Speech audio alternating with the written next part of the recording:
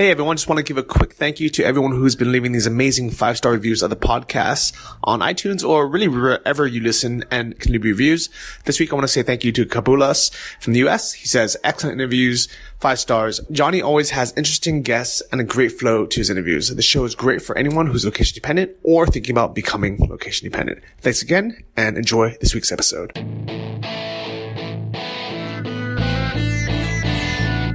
Welcome to the Travel Like a Boss podcast, the radio show all about traveling like a boss by being your own boss. Stay tuned for weekly interviews featuring guests that have built their own online businesses. If you would like to have access to our entire back catalog, visit travellikeabosspodcast.com for instant access.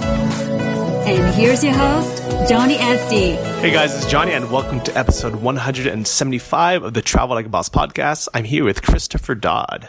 Hello everyone. I'm excited to finally be on the Travel Like a Boss podcast. I'm excited to have you here. So if you guys aren't familiar with Chris, he is known as Chris the Freelancer on YouTube, and he has one of the biggest channels that documents the digital nomad movement. Yeah, so started doing YouTube early last year, and then that's grown into a blog and a podcast as well, which we just did a podcast for my podcast as well. So I'm basically trying to keep on top of everything digital nomad and create lots of content around that. So how did you actually fall into this? Because you're originally from Australia. What was your journey like? Yeah, well, there's like a few parts to it, and it can be a very long story. So I'll try and make it as brief as possible. But basically, I was going down a path I did not want to go down. I was studying accounting at university, and I didn't want to be an accountant. But I was just like, well, like, what else am I going to do? I'll go to university, get a job, follow the normal path. And, at some point I was like, I'm not really working, like, I'm not really going to work in this corporate environment. I don't want to be a corporate. So what was the alternative? I looked at startups, and then that led me to looking into like kind of online entrepreneurships and entrepreneurship and web development and those concepts. And then that led me to discovering the digital nomad movement. And my first introduction to it was an article about the founder of Nomad List, Peter Levels. And then I read his story and I was like, oh my God, like it just clicked for me in that instance. And then I became obsessed with digital nomadism or whatever you want to call it. And then so I convinced my girlfriend to do like the kind of digital nomad lifestyle as well. And we both like transitioned out of previous careers into digital careers. I became a web developer, and then she went into digital marketing. And then saved up money, worked hard at it in Australia, and booked our flight like a year in advance. And we're like, we're going to do this. And then we set off January 2016. That's crazy that you actually created remote jobs, but stayed in your hometown and worked for that long, saved up money, pre-planned a year in advance before you embarked on the journey. Yeah, I'm a very pragmatic and realistic. I say realistic in inverted commas because I think, sometimes we play it too safe, but I'm quite risk adverse, and I knew that this kind of dream of a digital nomad lifestyle for me, it still felt like a kind of a dream, and I wanted to make it as likely as possible. So I looked into even choosing the path of being a web developer was like, okay, what's a career I can get into that I can get into really fast, that has the demand there, that I can do from anywhere. And that was a big reason why I chose it. It was all very strategic and planned to sort of choose the most reliable path to becoming a digital nomad. And part of the reason why we spent time at home and we didn't leave earlier was we had like commitments like university to finish. I had a lease on the apartment, but it was really good as well because I think some people rush too quickly into it. So I've definitely met people who have said, Johnny, I heard your podcast 2 weeks ago and I booked my ticket to Chiang Mai. Here I am. Yeah. And I'm like, welcome. What are you gonna do? And they're like, I don't know. And I think I applaud them for having the balls to just jump and go for it. But at the same time, the way that you did it is much smarter, and there's a much higher likelihood of success because you have an actual skill that you've developed, whether it's web development or marketing or e-commerce or, really whatever business it is. Yeah. If you can make it work at home and then have some income coming in before you go abroad, your chances of succeeding long term are much higher. Yeah, I think it can work for some people. Like Riley, who I think you've had on your podcast, he had a friend who he mentioned from New Zealand who saved up, I think, over $100,000 and then left and said, I'm going to figure it out. But I mean, that is so much money, such a big runway.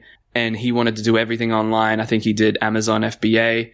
He didn't need to be at home for that. So that, for me, that makes a lot of sense. That's like a pragmatic way to do it. But for me, I wasn't really looking at completely online business. I was looking at kind of using my skills and freelancing. So I definitely think that something that's underrated is using your location advantage. I call it the location advantage. Like if you're from a country like Australia or the US or Canada, there's more opportunities where you are. And like some people don't want to hire you remotely, or maybe you can network or meet people in your own network and find work that way, and then build yourself as a professional that way until the point where you feel confident enough to sell your services online and then take that leap. Yeah. So it depends. I think for most people, I think that laying some foundations at home is a good idea for most people. Yeah. I would imagine that for freelancing, it's a lot easier to get a good wage, like $25 an hour and up, when you are still in Australia or the US or Canada, and then start working remotely after you've had established clients, after you've built up your portfolio.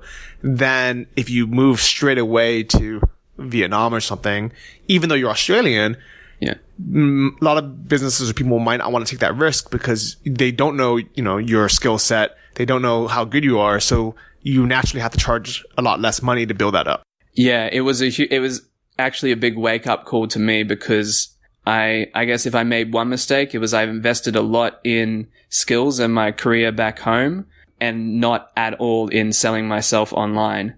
So I was like, okay, why would I go on Upwork and compete with everyone when I can network at co-working spaces and get these big contracts where they're not bargain hunting. I get paid like a good rate, like as a skilled worker. And my last contract was amazing for me. It ended up being 3 months just before the date that I left. Good money, great team, full time. Everything was great. Then when I left, I was like, okay, I had a bit of savings. I got a bit of runway. I'm going to do the online freelancing and, I'll just translate my skills into the online world. And it's tougher than I thought it was going to be honest. And that's what I say about like, it's a whole nother skill to like sell yourself online. And especially on Upwork, there's a lot of bargain hunters. Like the culture in Australia for remote work isn't quite there yet. I mean, it's a culture shift that's happening globally, but especially I found like in the US, they're a bit more ahead of like with hiring remote people. In Australia, like even if your job can be done 100% remote and it makes perfect sense to do it from elsewhere, some companies will just be like, nah, you have to be in the office. So like I found a few good clients on Upwork, and they're all from Australia and they just want to work with an Australian. And then those relationships are really good, but to find those is almost like a needle in a haystack. So it's taken some time. And then that's advice I would give to anyone is like, if you can start to get some online work even before you leave, the easiest thing in the world not easiest thing in the world, but like probably the most ideal is like you build your income to a point where your remote income, your location independent income to a point where you're happy with it. And then you kind of leave. But we kind of had that date and we were pushing ourselves. And we had the savings. So we were like, let's take the leap now. Yeah. And by happy with it, I think that's a very loose definition, because some people might think happy with it might be $100,000, which might take you, your whole life to get to. Yeah. But if you're moving to a cheap place like Chiang Mai, happy with it can be $1,000 a month. Yeah. Because you can live a very good life for that. Yeah, absolutely. That's why, my budget videos do really well. And I always talk about cost of living in places and try and paint a good picture for people. I know myself that it's hard to get a good answer sometimes with those things. Like, you talk to anyone, it's like, oh yeah, go here. It's so cheap. Cheap is so relative. When you've been like us and been to so many different countries, cheap is so relative. And like, what's cheap to compared to Australia is not what's cheap in Southeast Asia, and what's not. Like, I don't know, somebody from Switzerland might think that US is cheap. It's so relative, right? So that's why I spend a lot of time with the content I do, kind of giving people a good sense of how much the cost of living is at certain places. And definitely in Chiang Mai. I mean, we were talking about Chiang Mai earlier. It was like, it's just on another level in terms of affordability. So you can definitely get by on, a few thousand or less. Yeah. So you did a video called $600 a month or less. It's called Living Under $600. Yeah. And what's crazy so I'm curious how you got that number, because I remember that's the number I've been throwing around myself for a long, long time. Yeah. And the funny thing is the Thai baht has changed a lot in value. In the last 5 years. It used to be 30 to 1 or 28 to 1 to $1 US. And then at its high point, it was like 35, 36 to 1. So our money was worth a lot more.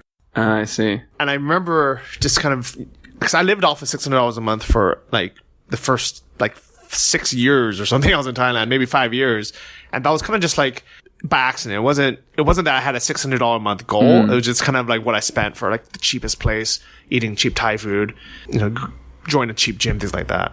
Yeah. So the story behind that video, a lot of people were asking about cost of living in Chiang Mai. And I'm like, I've talked about this before. I show you the prices in my videos, but people really want to know. And it's such a hard question to answer as well, because people have different spending habits.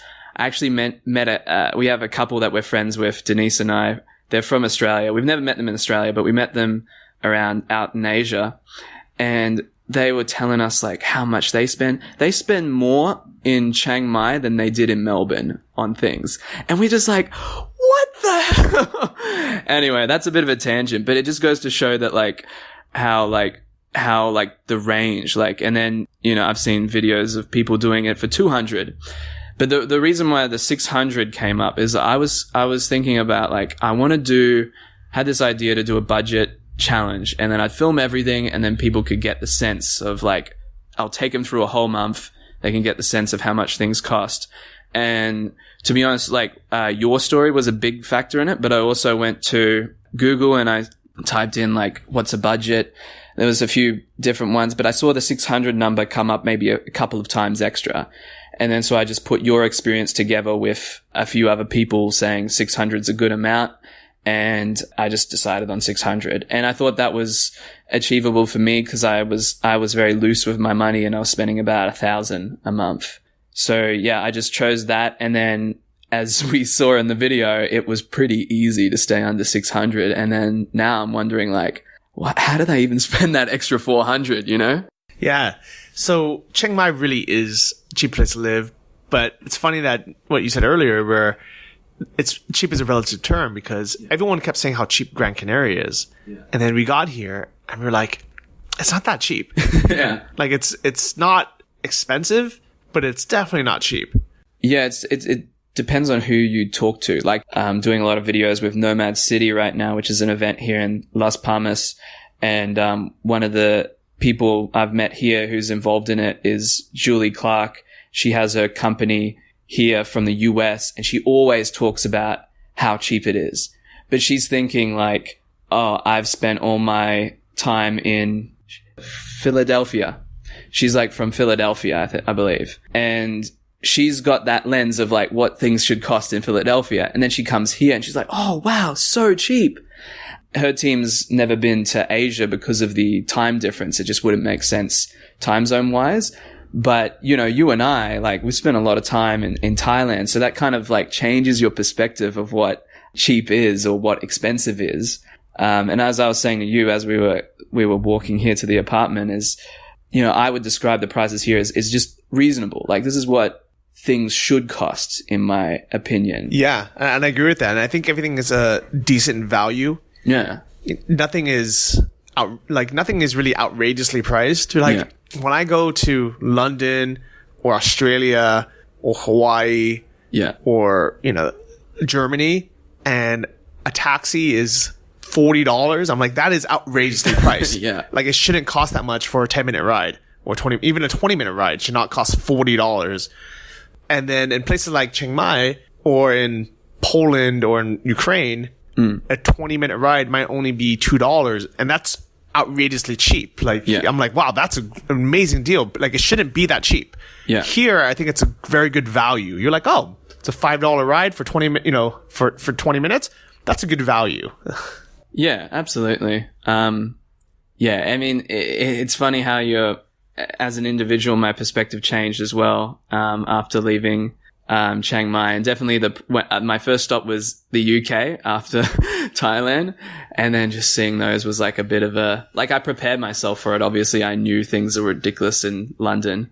And but it's just like, it kind of, and then also like traveling a lot and dealing with different currencies is like, warps your perception as well. And it's a good experience for me when I do my reports at the end of the month and I actually convert the prices of things into US dollars, and then I can compare it next to each other. And then oftentimes I'll find like, oh, I'm a little bit surprised. So it'll be interesting to see what it's like for Las Palmas when I do the report for here. But I think this is going to be another level on top of Eastern Europe as well. This might be the most expensive place I've spent a considerable time at. But again, I still feel like it's great value, So I'm curious to see that report at the end of the month. I'm going to do one as well. But so far, what do we have? What are you paying for your accommodation? It's about $1,000 US. I think 1,100 US. And that's for 31 nights.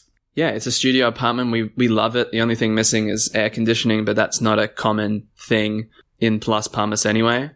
And yeah, we have no complaints. Like, yeah, I'm really happy. Like, we're so close to the beach here that like I'll walk out. Actually, you walk out the door downstairs and you're on the promenade, the beachside promenade. So, I mean, yeah, if you're going to compare it to the Western world, that's like pretty damn good. Yeah. So I'm sitting in Chris's apartment right now. It's very nice, very modern, and it's literally on the beach. It's like a 1-minute walk to the beach. So it's pretty much on the beach, and we are 2 blocks away.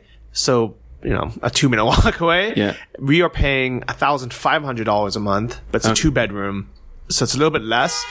But here's a caveat is it's not that easy finding monthly rentals besides Airbnb. Yeah. And Airbnb is often overpriced. So if you're staying here for a year and you're willing to sign a year contract and you're willing to go through an agent or learn Spanish and, really find a place like a local, then it could be considered cheap. And I think that's what people say. Like, when people say Gran Canaria is cheap, it normally means they are from the UK or somewhere in Europe, and they're moving here as an expat, living here for a year. Then I would say, yeah, I could see that being cheap. Yeah. Well, we got to understand, like, we're kind of the minority here, and most people are that we, I guess, know outside of the nomad world are in the Western world, and so this is cheap if you compare it to the Western world.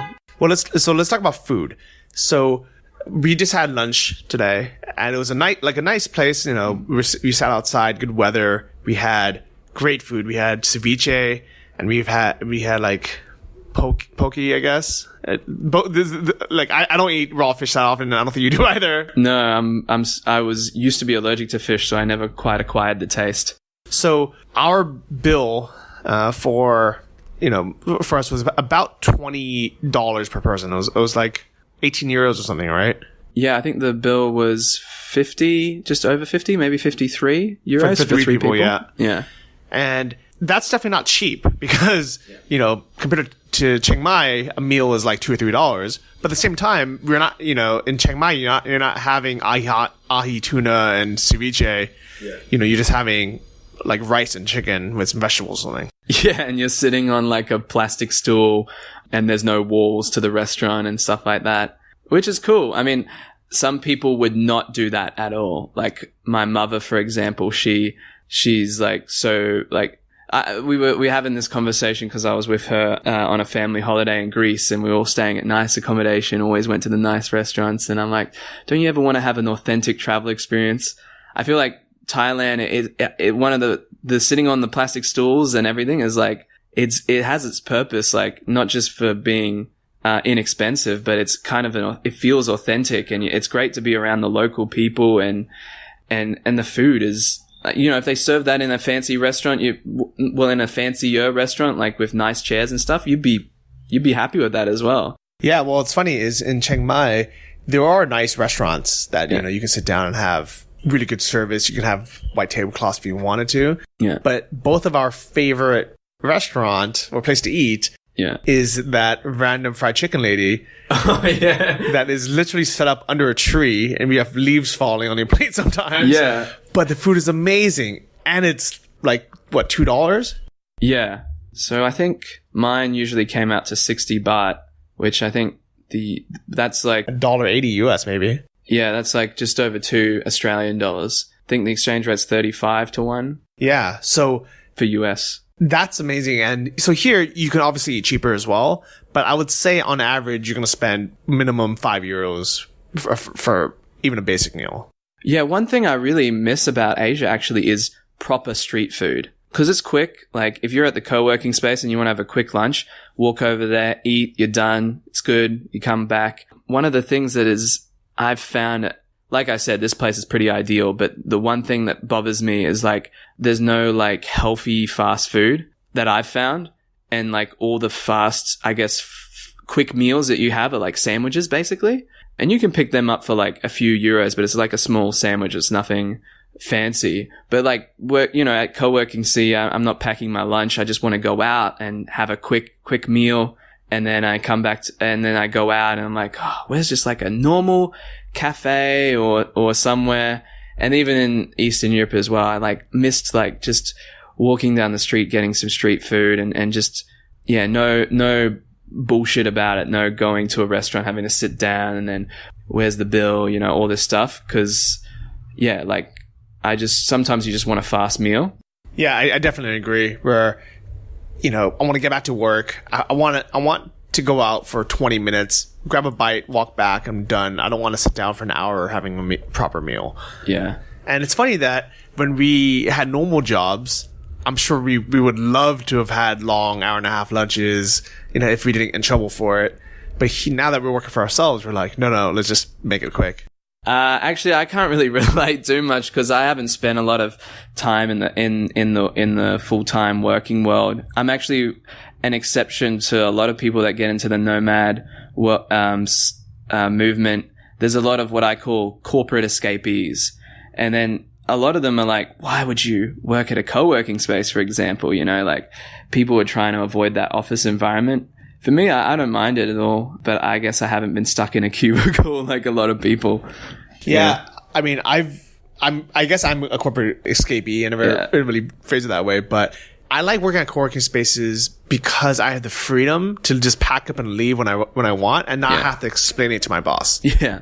Like I don't mind having a proper desk with a nice chair, good internet, coffee, everything's kind of like nice, I'm not like at this loud coffee shop where there might not be any power outlets, so people are tripping over it. Yeah. And there's nobody to watch my laptop when I go to the bathroom. That's a big one. Yeah. So for me, I like co-working spaces, and the reason why I like it is I have all the benefits, but because I'm my own boss, I don't have to deal with the BS of, meetings or like, talking to like a boss you might hate, but you have to, be nice to them. Yeah. Yeah, definitely. I love all of that as well. Like, yeah, I was just referencing a few people that I've met that are just like, I don't know, maybe they go to a co-working space and it just reminds them too much of an office, and they've just been hating life for that long that they're like, anything that reminds them of an office is bad. But, yeah, I've been getting I get comments sometimes like, why do you go to a co-working space? And to me, the benefits are obvious. Like what you've said, like, if the scene in Chiang Mai is great. You can go to a cafe and it feels like a co-working space at some of them. But like for me to work at a cafe here, I wouldn't want to like what do I do when I go to the bathroom? And like, I don't want to be that guy who's like, where's the PowerPoints and what's the Wi-Fi password? And like, let me set up my desk on this small table and all that stuff.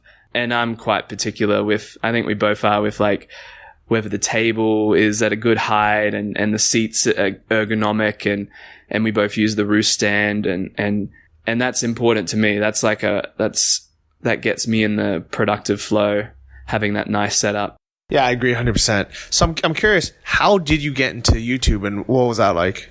Yeah, it was completely natural process. To be honest, I've been making films since I was a kid, like making just videos. I picked up a camera and was doing videos of family holidays and stuff and just making little films with the family when I was a kid. And then I went into high school and did some of like the promo videos for sports and actually finished first in my class for film, which was a small class. It wasn't too big of a deal. But then after school, it's just there wasn't that many, I didn't see many opportunities for film and I was focused on, I don't know, going to university, getting a job, all that stuff. And so that kind of video making just kind of lay dormant. And then the thing that really got me into making videos on YouTube was just seeing, like I was obsessed with the digital nomad kind of idea of digital nomadism. And then I love watching YouTube. So I went on YouTube and I was trying to find videos on digital nomadism, these kind of co-working spaces that I found really exciting, destinations that looked really cool. And I found there wasn't a lot of good quality content on that area.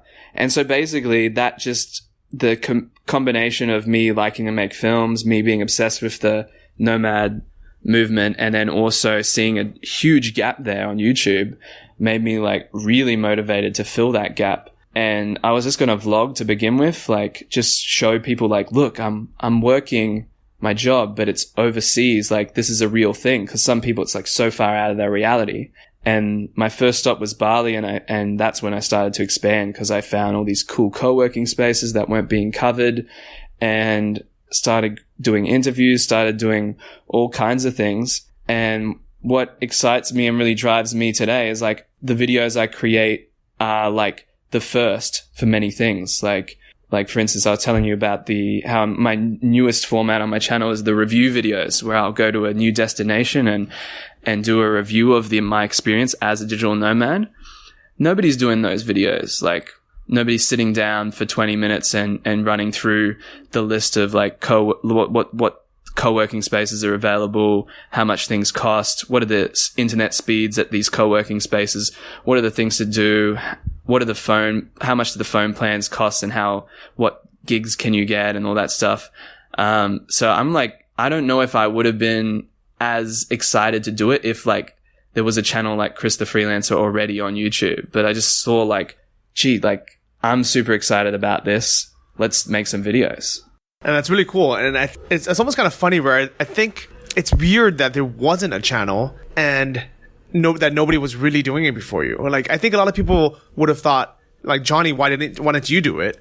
And I don't know. I just never did. And, and then all of a sudden I was like, all right, well, Chris is doing it, so I don't need to do it anymore. Yeah. You got to choose well, you don't have to choose, but it's about medium as well. Like I feel like I'm doing well on YouTube, but the other areas like the podcast, I stopped doing because it wasn't really, I didn't feel like it was working as well as YouTube. And, my blog as well is the traffic numbers are much smaller than YouTube and I want to invest more in that. And then my, email newsletter as well. I'm not doing much with that. So like I really want to do a lot of different content, but video is just, that's the thing that I'm most passionate about. And you're really good at it. Oh, thanks. Like you're really, really good at it. I was actually surprised because like when you first said, hey, do you mind if I film at the Nomad Summit? I was like, oh yeah, go ahead, whatever. Yeah. But I didn't really think much of it. I thought it was going to be like, I don't want to say some shitty vlog, yeah. But I kind of, just assumed it was going to be like a vlog. And I was like, okay, do whatever you want to do. But I don't want to spend my time like helping you with it because it's just going to be a vlog for your channel anyways. Yeah. And then afterwards when I saw it, I was like, wow, this is amazing. This is like a little mini documentary. Yeah. I try to I'm legit excited about creating the best doing the best video I can, and also like testing myself or trying new things as a content creator. And so with the event, I had this vision in mind that I was going to do like an event recap video with Vox Pops interviews, which is basically just quick interviews standing up with different people. And this is like, I can't explain it. I just have like this passion to create videos, and I really, if I want to present it in the best way. Like, for instance, I'm going to be doing videos on Nomad City and Nomad Cruise. I'm going to be filming every day and trying to create something highly edited and just the best, most engaging content possible. I mean, I could do a daily vlog of the whole experience, but to me, it's more exciting to create a video that I would want to watch and get me excited.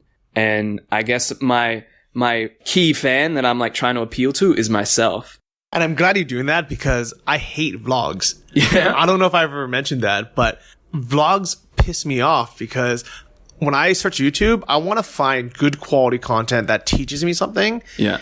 And when I search something like, let's say, cost of living in Las Palmas, I'll get these crappy vloggers that have a beautiful thumbnail and an image. So I'll click it, and then it's always the same thing. It's always like this selfie vlog of like them waking up and then like not answering the title of the vlog until like 18 minutes into like their day of talking about complete nonsense.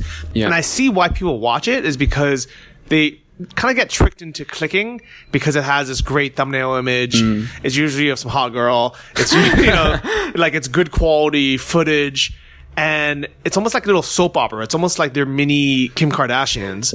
Yeah. But for someone like me who actually wants the information, I'm like, this person put no thought into the title of this presentation until afterwards. They're like, oh, okay, let's just throw that up there just kind of for marketing purposes.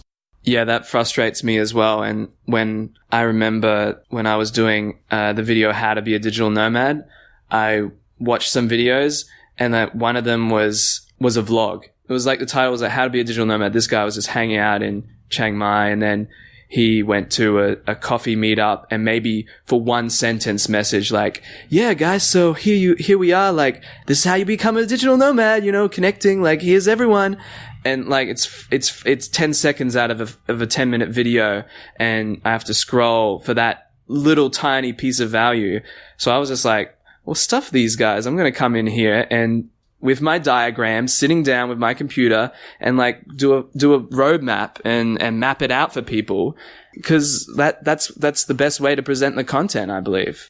And I think vlogging is one of those things where people do it because it's kind of quick and easy, and there's always new content coming out. So they feel like they're getting a lot of momentum real quick. But I think the downside of it is they have to continue that every single day, or they'll lose their subscribers really quick. Versus with the videos that you make, those are evergreen. People will still find it a year or 2 or 3 years from now, and they'll share it.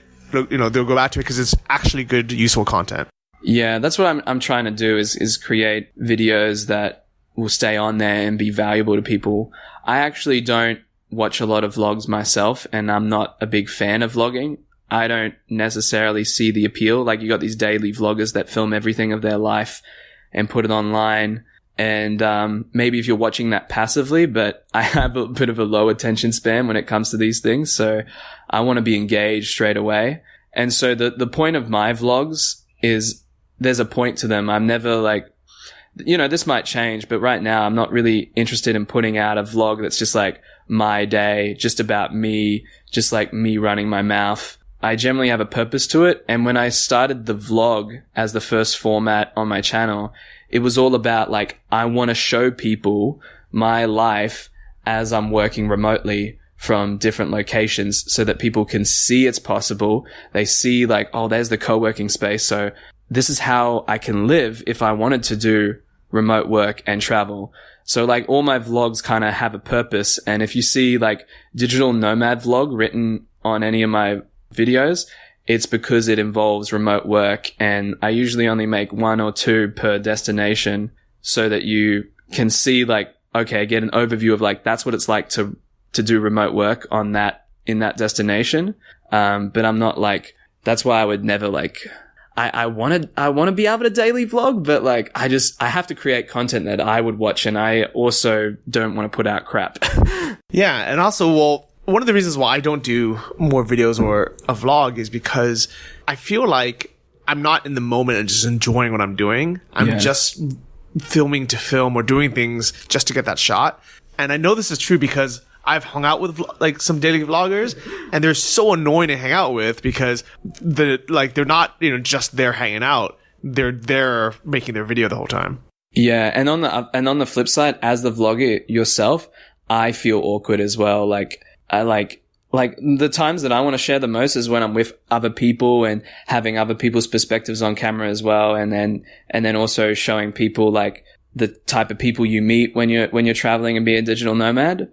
But like if I'm going to meet with new people or whatever, I always feel awkward about bringing a camera, and even people I know, bringing a camera, unless they're like, I have a friend, Felipe, who loves being on camera. That's cool. Like whenever we hang out, it's like, yeah, bring out the camera. I want to be on it. But most people, it's a bit of a weird thing. And that's another reason why I couldn't like be a daily vlogger, is like, it would just like make all your interactions with people just, I don't know, strange. I don't know how they get around it, to be honest. I think some of those people are sociopaths. Yeah, I honestly don't know how they do it, and maybe they just hang out with other vloggers, so they're all got. Because I watch a few people like, but I don't religiously watch any vlogs, and they often hang out with other vloggers, and they all got their cameras. So yeah, then it becomes normal because everyone else is doing it. Yeah, so that's where it can become, I guess, super socially acceptable if everyone's doing it, you know.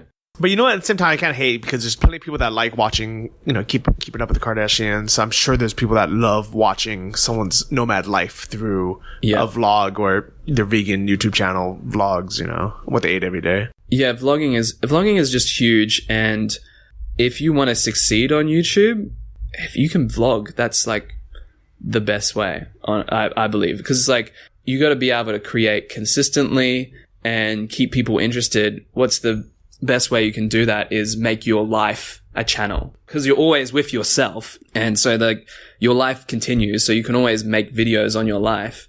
And and depending on how good you are and how good your personality is, you can always keep people engaged through that. Like I watched a few, I don't know if you've heard of Logan Paul, but this guy's like got 11 million subscribers, and obviously people watch for his crazy personality. This guy is like, he's like so excited the whole video, and he does this daily. And I find it kind of exciting as well. I don't know how he keeps up that energy and goes nuts every day. But like, if he can be him every day, then he's got the ticket to success. I mean, he's getting millions of views on every video. You know what's crazy to me is how many people with millions of followers or million views that I've never even heard of. Yeah. That just shows how big the internet is and how big the market is for whatever your personality is and whatever you're into. Yeah, it's kind of like, you know, the internet's it's democratized media, right? So rather than everyone sit down at 6 p.m. and watch TV and you all know the same dude, now there's like niches everywhere. And maybe I religiously watch Logan Paul every night or Casey Neistat, and then you're watching somebody completely different, but there's room for so many people. There's not really anyone with, I think the person with the most amount of subscribers is, I don't know, maybe PewDiePie. Is it like 20 million or something subscribers, 15 to 20 million or something? So if you think about it, like, it's not everyone is watching PewDiePie. Like, if you could compare a subscriber count to, like, say, maybe like people watching The Tonight Show or something. If everyone's attention, everyone who like used to watch TV is attention on one YouTube channel at one time of the day, you know, 15 million isn't that big necessarily. And a lot of people I've found subscribe passively. So you get people that subscribe and then maybe they leave YouTube or they don't check their subscriptions or whatever. So a subscriber to me is just somebody that expressed interest in watching more of it, you know? Yeah, I like it. So I noticed that you have an iPhone, but you also have an actual camera. Yeah. Have you tried making videos on just your iPhone? Like, what's the difference? No, Not exactly. Like I have, like with the review video format that I talked earlier about, that's like I film tidbits throughout the month, and like mainly I'm filming things I eat just so that I can put the price next to it to show people like an example of what a meal would cost. So for that, when it's going to be on screen for like 2 seconds, I don't mind the lower quality from an iPhone, but I find the G7X, the Canon G7X, which I use, is just the most amazing vlogging camera in terms of like how affordable it is to get the camera, the stabilization, the autofocus, the auto color, the audio you get from it. It's almost foolproof using that camera. And definitely, there's some areas where you can use an iPhone. You know how like they have those ads, Apple has those ads and they go shot on iPhone and it's like this amazing image. I definitely say you can get amazing images on iPhone, but like in the perfect conditions. So like, say for instance, you want to film at low light on an iPhone at night. It's all grainy. It looks like shit. You can't see anything. Whereas that camera comes out and just totally knocks. It's not perfect either, but it's so much better than like iPhone 7 filming or iPhone anything filming in low light. And of course you can go, bigger than that, but it's compact, it's affordable, and it's just great for vlogging. Yeah, I noticed every single vlogger, at least like 90% of them, use a Canon G7X. Yeah.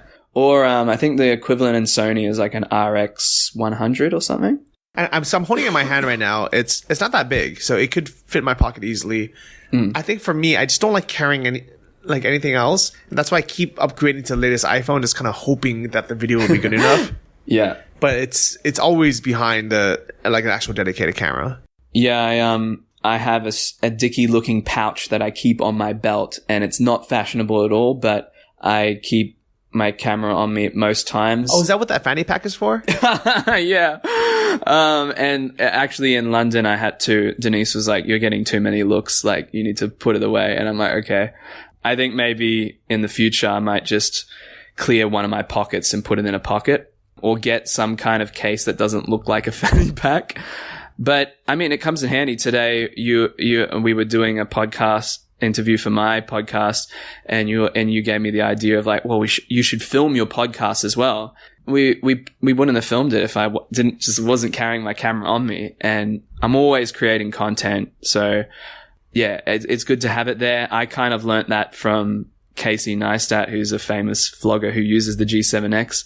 He like has it like a sidearm, like right here, ready to go whenever So he has like a holster, or how does that work? I think he has some sort of holster. It's definitely more fashionable than that shitty case that actually Denise, my girlfriend, bought for me. I think it was like $10 or something. It wasn't. But yeah, in the future, I'm going to have to figure that out, how to hold a vlog camera and still be fashionable. Okay, I like it. So any tips for people who want to start a YouTube channel or want to start kind of this journey? Yeah. So first of all, I think getting your expectations in check would be the first step. It's not the sexiest tip, but like a lot of people would say, they're like, oh yeah, I want to do a YouTube channel, or I want to be a YouTuber. Like I mentioned earlier, if you're looking for quick fame or money, then you're probably not going to succeed. You actually have to like video is probably like the main criteria. I think I have heard of one person in my network that does a YouTube channel that's just, they found a niche and they pump out videos on it. Or, maybe you do a YouTube channel and you're not the personality on it, and maybe you outsource like the content for it. That's a whole nother thing. That's like looking at YouTube or building a channel as a business. But for a creator, an independent creator, the passion is what's going to drive you. And that's what drives me as well. And yeah, like I don't think equipment is that important. People are still surprised on how the quality I can get on the G7X. And if you can't afford a camera, I would just get started on an iPhone, or whatever phone you have. And I mean, if you, like we mentioned earlier with the vlogging, if you have a personality that you want to share with the world, and you're happy to put that online consistently, then like you have a good chance of succeeding. But the biggest problem like that is going to hold people back from being vloggers is like having to force it. Like if the idea of like, if you want to be a vlogger, for example, and the idea of doing a vlog every day and like putting on this zany personality or being, you know, fully expressive on camera is drudgery to you, then I wouldn't even start. So I feel like a lot of people that succeed on YouTube are probably in the same position to me, as just it came kind of naturally.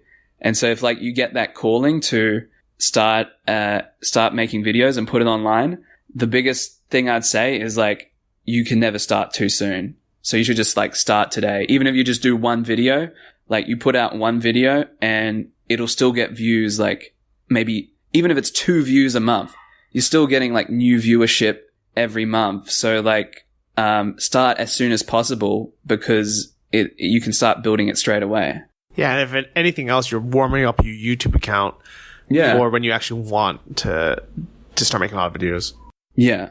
Because I think that from a technical standpoint, the hardest thing when you're starting out is to just get some momentum, to start from zero. Because now when I put out a video, it's going to be seen by at least a portion of my subscriber base, and then they'll create the engagement. They'll comment, like, watch it all the way through. And then that tells YouTube, oh, people are watching it, people are interacting with it, and then they'll promote it. Whereas when you're first starting out on YouTube, you need to do a little bit of content promotion to kind of seed that. So if you can get started as soon as possible, even if you put out one video and then promote it, you know, share it on Facebook. Like, that's the simplest way to do it. Like, make a video on YouTube, share it on Facebook. At least your friends who like you will be interested if it's about you.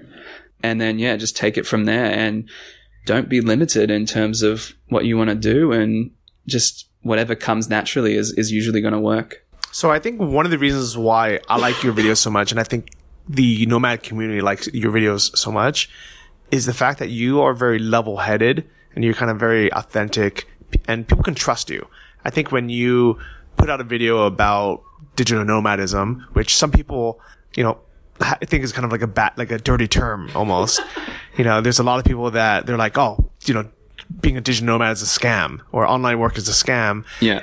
I think on your channel, it's almost like they're a little bit more, even the haters are a little bit more rational, where they're like, no, this is a scam. And then you'll reply very level-headedly saying like, oh, actually it's not because XYZ. Yeah.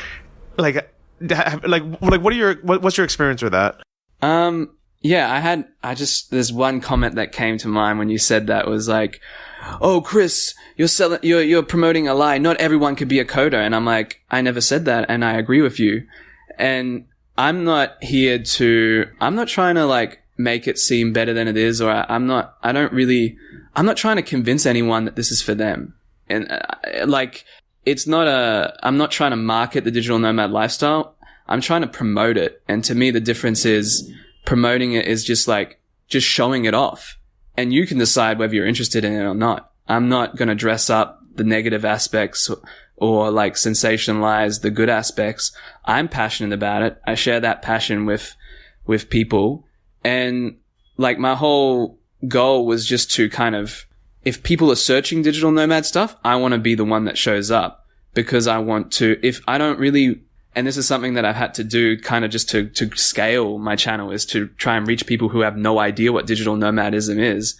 But I like the fans that are already interested, and that I just provide the information to them, and just be the channel that I wanted. It just goes back to being the channel that I wanted to watch. Like, I don't want somebody to give me false expectations or sell it to me.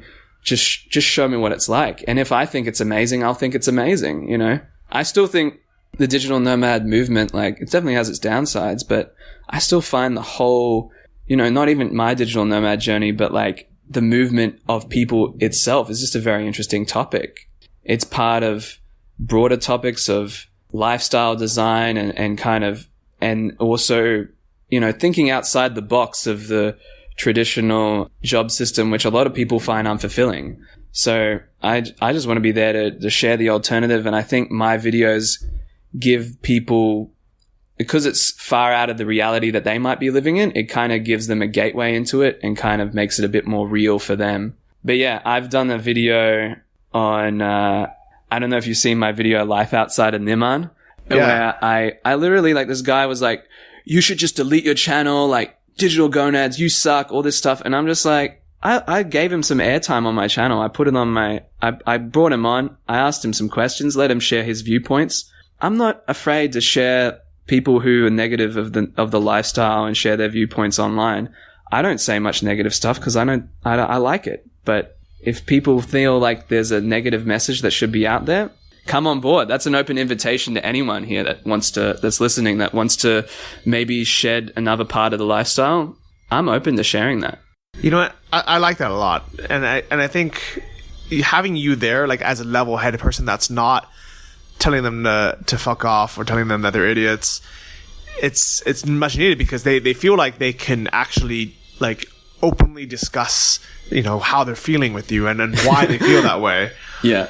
You know, while with me, like if I get a hater, it's always a one-way conversation. Like they don't want to hear like even reason. They're just like, no, fuck you.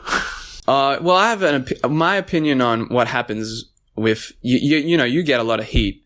And I mean, people hate on you. I guess they disagree with what you're doing, but like disagreeing with somebody and what they're doing doesn't necessarily mean it's wrong. It's just you don't necessarily like it. And that often comes to a place of like hurt, or maybe they're projecting negative stuff from their own lives. And I'm not trying to say that they're completely wrong and they're all just projecting, but like just a lot of people don't understand that like your opinion isn't gospel. Like it's not, everyone has their own opinion. And, you know, it's like me as well. Like some people have hate on me just because they hate the digital nomad movement. And because I'm associated with that and I'm promoting it, they just by default hate me. But I don't take offense to that because I don't see any reason why they would hate me, like why I'm doing anything wrong, because what I feel I'm doing, I fully agree with, and I don't think it does anything wrong for humanity or does anything wrong by people. And, you know, people might, like, there's a lot of drop shipping haters out there and they might hate on drop shipping and then by association, they'll hate on you. But if you believe in what you're doing and, you know, you trust in that, then I don't think that you should take it personally, you know? And then if people hate you for your personality, who cares? You know, like, that's you, but like, you know, you can't please everyone. I heard there's a quote from Ty Lopez that's like, if you're not pissing off at least 10% of your audience, then you're not taking enough risks. Well, he's definitely pissing off more than 10% of his audience. Yeah. But so I can definitely see like where you're coming from, because I think a lot of people who hate on the digital nomad movement is because sometimes like they're stuck in their own life or their own job. Yeah. And probably maybe it isn't possible for them, or not saying it's not possible. It's not easy. Like super easy for them. They might have a family. They might have bills. They might have, you know, a mobility issue or something, like a reason why they can't leave the country and just travel. Yeah. So then they get mad at us because they're like, no, like, you know, fuck you guys. You make it look so easy. And what I like about your channel is, you know, you really take the time to show them like, no, I'm actually sitting in an office working. I'm not just at the beach every day. Yeah. And I don't think, the funny thing is that people don't want to see me just hanging out, like living it up, traveling. It's funny that my videos where I'm like on a computer all day actually get more views. And my theory is, and anyone listening to this that maybe watches my channel can clarify, my theory is that, you know, there's a bunch of travel vloggers out there. People, you know they can save up money, go to a place, travel, and see the island. I'm thinking of Gran Canaria specifically, but see that place. But when they're at their job, or maybe they're working on their online business or this side hustle, and then they tune into my channel and see me on the computer in this place where they want to be, I think that that's more inspirational, because they can kind of see themselves doing their online business from anywhere in the world. Or maybe they don't have a business yet, but they can see it. They see the picture of what they want. It's not necessarily to, you know, go on a tour of some tourist destination, but to be able to run their business from anywhere. And so I find like, yeah, the videos of me, like the digital nomad vlogs, as I call them, like the vlogs of me, like working on a computer, seem to do like the best. Yeah. And I guess it's good to have that. I think like, I don't think I have ever recorded myself just working, because I just feel like it's so boring. Like, who's going to want to watch it? Yeah. But you're right. I think some people do want to see it, you know? Yeah. I think that's why, like, when I do even like a photo of myself at a co-working space, people are like, I get a lot of comments saying like, yeah, you know, you're like grinding, you're crushing it. Yeah, actually, funny you say that because I started doing what I call the office of the day photo. So I will just take a photo of me at a new space that I haven't taken a photo of myself at before. Put on the title. This is the office of the day. The name of the co-working space or cafe. Post it on Facebook. It's one of my most interacted with pieces of content on my Facebook page. And, usually does better than posting a YouTube video and even sometimes does better than a native Facebook video that I've highly edited, Because what I do, I think some people just see it as travel vlogging, but it's not. If I just started doing travel vlogging, I don't think my audience would be too interested. I think they subscribe to get inspired to work remotely. Yeah, I like that. And it also really goes to show that no matter what our niche is, no matter what our audience is, there's an audience, and it's big enough now. I mean, the world is big enough. There's how many billion people now, and the internet is easily accessible enough where they'll find us.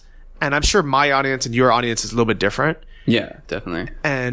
But the people that like following my crazy antics, are going to follow me, and the people that like following your less crazy antics, are going to follow you. Yeah. And I think that there shouldn't be a competitive mindset in this space because, like you said, no two content creators are the same. And if we all create awareness around each other, it's not kind of taking away anything from any individual content creator.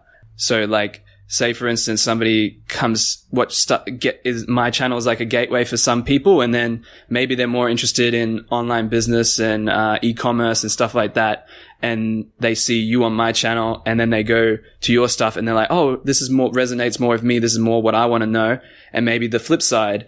And I don't think that has any negative effect on the individual creator. And if anything, there's a lot of people who are in the mood to watch, something about this topic. Even with podcasts, sometimes I'm just in the mood to listen to Joe Rogan's podcast and just hear a 3-hour long rant about, smoking weed and UFC. But then sometimes I'm not in the mood for that, and I won't watch it. I won't listen to it for 2 weeks. While I'll really want a highly edited, polished Freakonomics podcast or Planet Money podcast. But then I go back to Joe Rogan because I'm in the mood for it. And I'm sure a lot of people will jump back, back and forth between our videos or our content. Sometimes people want to watch a really well edited video on Chris the Freelancer, and sometimes people, want to listen to a long podcast on Travel Like a Boss. Yeah. And then different mediums have different benefits and pros and cons.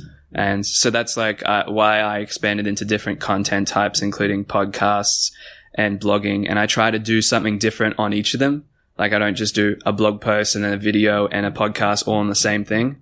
And I kind of respect each platform and kind of what the best thing about it is. Like I was saying to you before about doing interviews. I have interviews on my channel, but on my YouTube channel, but it's very focused on a topic because that's YouTube. You're going to try and get people to sit down and watch it. But these podcasts can be very conversational because most people are walking or driving in their car or just chilling out, and they can just sit there and feel a part of the conversation and be exposed to different ideas. And then, the blogging is different as well. If you want to get real in-depth on information, blogging can be good for that. Yeah, it's like you guys listening right now are hanging out in Chris's studio apartment with us on the couch.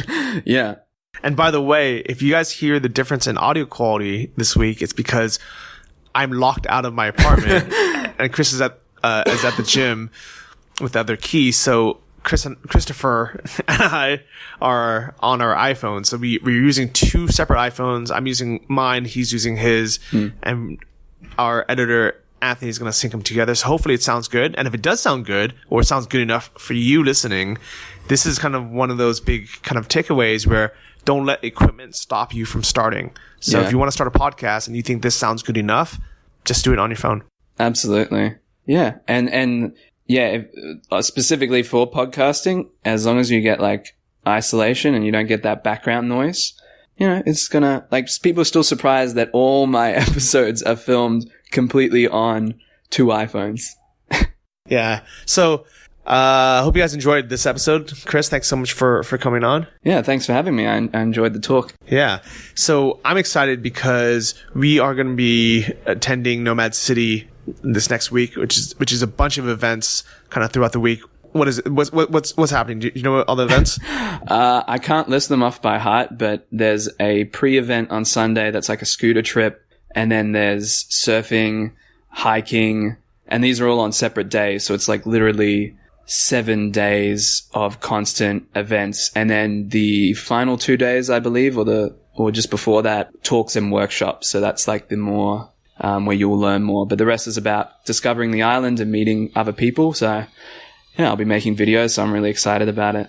So definitely subscribe to Chris the Freelancer on YouTube to check that out. And then immediately after that, you are going to the Nomad cruise. Yeah, so it's going to be hectic for me. Yeah, 7 days of continuous filming of Nomad City, and then I'm going on the Nomad cruise, which for those of you who don't know, it's a chartered like cruise ship that we're going to have basically a conference on board. So there's going to be talks and workshops and stuff, and just all people involved in online business and remote workers and stuff, and just general nomad scene. And I'm really pumped for that. I'm going to try and make an epic video on that as well. So I'll be filming almost every day of that as well. So I'm going to be pretty busy over the next, 20 days trying to make a great video. Very cool. So if you guys are listening to this as it comes out, you can probably still fly out here to Las Palmas, Gran Canaria, attend both. Is it nomadcity.com and nomadcruise.com, or one of the websites? Nomadcity is .org. So it's nomadcity.org, and I think Nomad Cruise is nomadcruise.com, but I'm sure you'll link it up, right? Yeah, we'll have it in the show notes of this episode. And then if you guys don't want to fly out tomorrow to Gran Canaria, if you guys still want to come meet a bunch of nomads and do a bunch of cool events, the Nomad Summit is January 20th in Chiang Mai, and we're going to have a bunch of events the week before and maybe some events afterwards too. So that's nomadsummit.com. Awesome. And I think that's it. So once again, check out Chris the Freelancer on YouTube, and see you guys next week. Also, big thank you to everyone who's been leaving these great reviews on iTunes. If you haven't already, please go on the iTunes app on your computer or on your phone or wherever you listen to podcasts and leave us a review and let me know. Shout us out on Twitter or Facebook, wherever you can find me online.